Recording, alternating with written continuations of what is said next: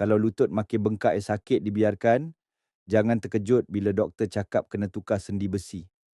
Aku dulu pun sama. Mula-mula lutut rasa mencucuk bila bangun kerusi. Lepas tu datang bunyi setiap kali aku jalan.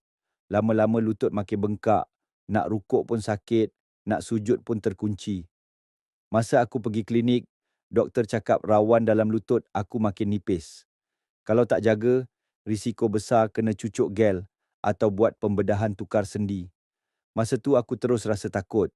Aku bayangkan kalau kena duduk kerusi roda, macam mana aku nak kerja, macam mana aku nak solat, macam mana aku nak urus keluarga. Aku mula cari ikhtiar. Aku jumpa jus Lenix. Dalam dia ada gabungan herba tradisi macam tulang gunung, kunyit dan halba. Tulang gunung bantu pelinciran and kuatkan rawan, kunyit kurangkan radang, halba lancarkan darah and hilangkan tegang. Aku amal hari-hari, satu sachet pagi, satu sachet malam. Alhamdulillah, lepas beberapa minggu, lutut makin ringan, sakit makin reda. Sekarang nak bangun rukuk sujud semua lancar balik. Kalau kau tengah lalui sakit lutut macam aku dulu, tolong jangan tunggu sampai doktor cakap kena tukar sendi.